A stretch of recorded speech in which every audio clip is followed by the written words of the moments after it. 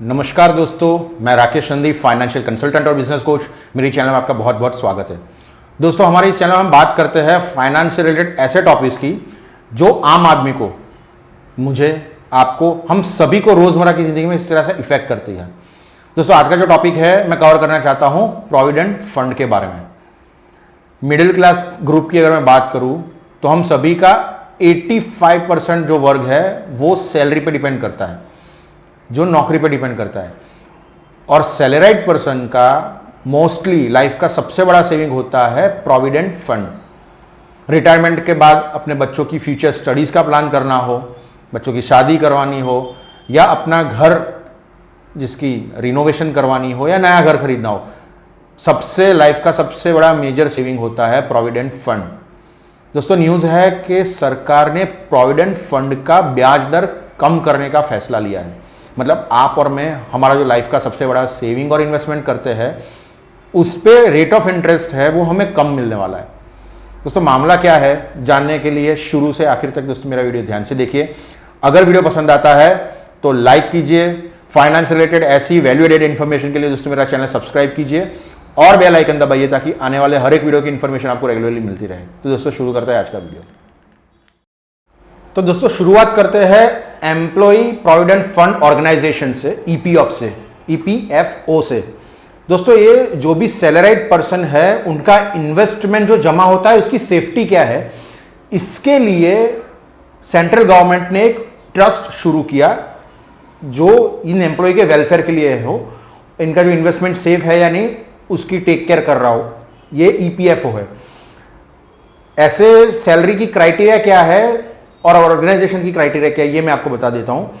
जो भी ऑर्गेनाइजेशन है जिनका 20 एम्प्लॉइज का सेटअप है और जिन लोगों की मिनिमम 15,000 सैलरीज है, 15,000 सैलरीज है, उनका एक लमसम अमाउंट फिलहाल 12% एक डिडक्शन चल रहा है।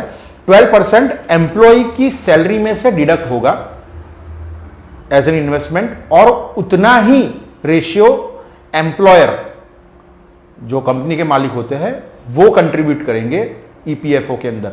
ये जो टोटल क्यूमुलेटिव अमाउंट है वो लॉन्ग टर्म के लिए, जब आपका रिटायरमेंट होगा तब तक के लिए सेव होती है। इस पे हर साल एक रेट ऑफ इंटरेस्ट है वो जमा होता जाता है। तो ये इसका मेन फंडा है कि ये पीएफ से रिलेटेड मैटर क्या है। दोस्तों, ये जो भी हम अभी इन्वेस्टमेंट कर रहे हैं, न्यूज ऐसे है, इकोनॉमिक टाइम्स में आर्टिकल है, आप रेफरेंस चेक कर सकते हैं। दोस्तों, न्यूज ऐसा है कि फाइनेंशियल ईयर 2019 एंड 20 इसके लिए लॉकडाउन से पहले ईपीएफओ विभाग ने यह सर्कुलर जारी किया था, फाइनेंस मिनिस्ट्री को सर्कुलर दिया था कि करंट रेट ऑफ इंटरेस्ट है जो हमें ब्याज मिलता है वो 8.65% है। तो यह घटाकर 8.50, 8.5% करना चाहते हैं। उसके बाद लॉकडाउन के बाद अभी तक फाइनेंस मिनिस्ट्री का इसके लिए अप्रूवल बाकी है, लेकिन इसके बारे में ईपीएफओ विभाग, फाइनेंस डिपार्टमेंट और ऑडिट कमेटी, ये तीनों बैठ के इसकी बैठक करने वाले हैं कि इस साल इस पे ये इंटरेस्ट देने की हालत में है या नहीं। मामला ऐसा है कि हर साल ईपीएफओ है वो, इसके पास जो भी इन्वेस्टमेंट आता है उसमें से 85%, इस साल की मैं बात करूं तो 85% है इन्होंने डेट फंड में इसका इन्वेस्टमेंट किया था, जो बॉन्ड्स होते हैं उसके अंदर। 15% इन्होंने जो इन्वेस्टमेंट किया था वो ईटीएफ में था, एक्सचेंज ट्रेडेड फंड में, और टोटल एक साल का इनका जो इन्वेस्टमेंट था वो 74,324 करोड़ का था, जिसमें से इनको जो रिटर्न मिला है वो 14.74%, मतलब ऑलमोस्ट 15% के आसपास इनको इस इन्वेस्टमेंट पे रिटर्न मिला है।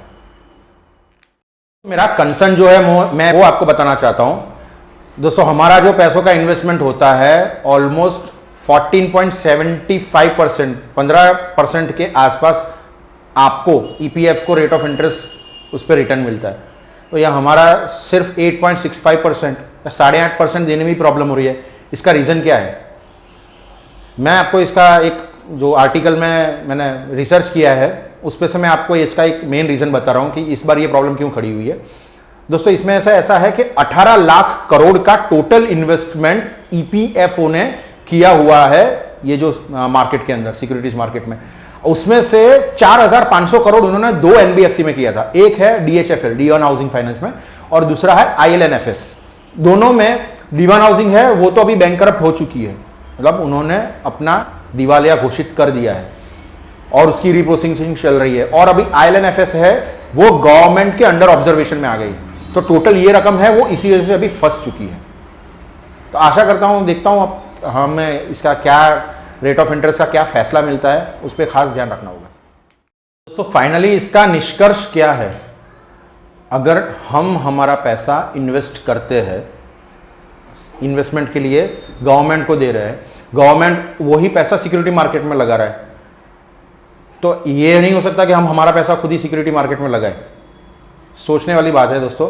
अब ये फैसला है, ये मैं आपके हाथ में छोड़ता हूं कि आप किस तरह से डिसीजन लेते हैं, लेकिन मेरा ये सजेशन होगा पर्सनली एज एन एडवाइजर कि आप आपका जो भी पैसा है इन्वेस्टमेंट करते हैं पीएफ के अंदर, ईपीएफओ के अंदर, तो 100% सिर्फ एक ही इन्वेस्टमेंट के ऊपर आप दारोमदार मत रखिए, उसके अलावा भी आपका पोर्टफोलियो है उसको डाइवर्सिफाई करिए।